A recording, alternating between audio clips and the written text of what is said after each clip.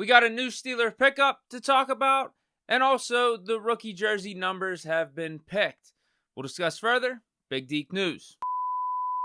Yesterday, the Steelers picked up the best receiver in the XFL from last season, Hakeem Butler.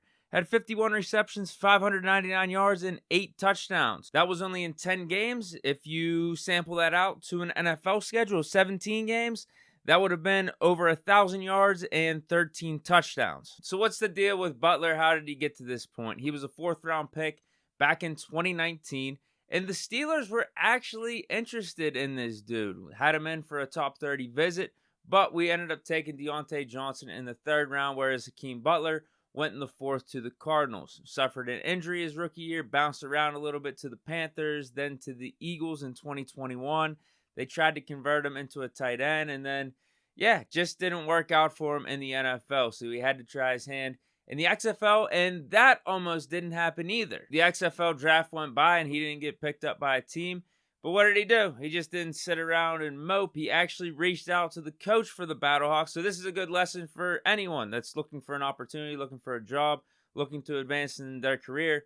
Put yourself out there. It doesn't hurt you at all. The worst they could say is no. So he ended up DMing the Seattle Battlehawks coach, Anthony Beck, and this is what he said. "Good afternoon, coach. I know the draft is passed for the XFL, and teams may soon be filling up if they aren't already filled, but I was wondering who to contact or how to go about possibly getting a roster camp opportunity just to show what I can do. Any information at all would be great. I truly just want a chance to show that I could play, which I know I can compete at the highest level. I want to thank you in advance for anything you do. My information all below, and if you need anything else from me, you could always DM me back. Again, thank you so much for your time." So Butler goes from almost not even being in the XFL to becoming the league's best receiver at season's end. So good for him. This is very interesting to say the least. We'll see how things play out.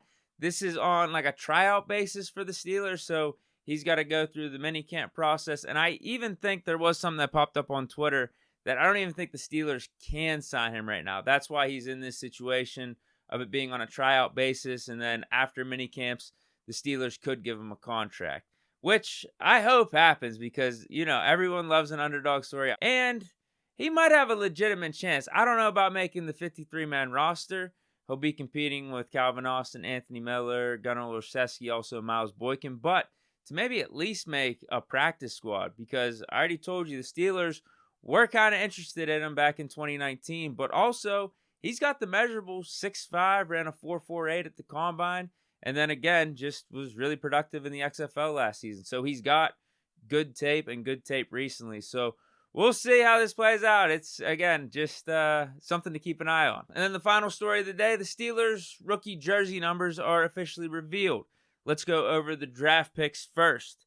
You got JPJ picking 24, Broderick Jones 77, Keanu Benton 95, Nick Herbig 51, Darnell Washington 80, Corey Trice Jr. 27, and Spencer Anderson 74. My initial takeaways or thoughts, first you have Broderick Jones taking number 77.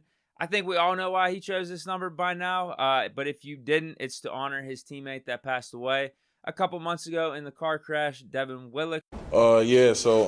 My roommate from the University of Georgia, he wore 77, Devin Willock, the one that passed away in the crash. So they told me the number was available, and I just wanted to, show my respects by, taking that number and, letting him live through me. So. Second, you have JPJ rocking 24 to honor his father's teammate and friend, Ike Taylor. A couple of things with this one. One, the knock on JPJ coming out of college is he doesn't get enough interceptions, right? So I don't know if he wants to go with that Ike Taylor energy in the league, because we know Ike Taylor's Achilles heel when it came to playing defensive back. But aside from that, in all seriousness, I thought 5 would have been the sickest. His father wore 55. Joey Porter Jr. is his son. Knock a number off, 5. It just would have been clean. But I was seeing reports that I was trying to find the video or trying to find the quote, but Patrick Peterson said that Rooney wasn't going to allow single digits to positions that aren't traditionally single digit positions. And that's, I guess, part of the reason why JPJ can't, or 5 wasn't an option there. But also why Darnell Washington is not rocking number 0. That's the big miss of these jersey picks right here. Keanu Benton, 95, whatever. Herbig, 51. Corey Trice, 27, nice. JPJ for 24. If you can't go 5, I think 24 is a nice pick. But for Darnell Washington to not have 0, man, you can even see in the social media graphic, he's got the number 80 next to him.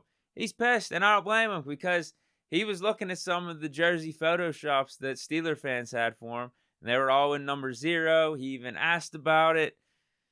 I feel like we got to lighten up on the rules here. Darnell Washington was made to be rocking number 0. At the same time, you could maybe sell me on this being a positive and how the Steelers are trying to set a tone and set a message that sets them apart from the rest of the league. Like, hey, we want to be more traditional. But the outlier is Melvin Ingram randomly wearing 8 a few years back. Maybe we did see this and Rooney said, we're not doing this again. And then for the undrafted free agent rookies, you got Tanner Morgan rocking 2, BT Potter number 3, Jordan Bird 16, Monty Potterbaum 40. We actually have a battle for number 40. David Perales shows 40 as well. Trevor Downing 60, and then James Nyawama at 66. The big takeaway here, the Mason Rudolph era is officially over.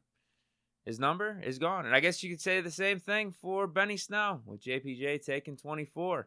Steelers are, moving in a different direction with those 2 players. I would assume, right? Isn't this some type of sign or indicator, right?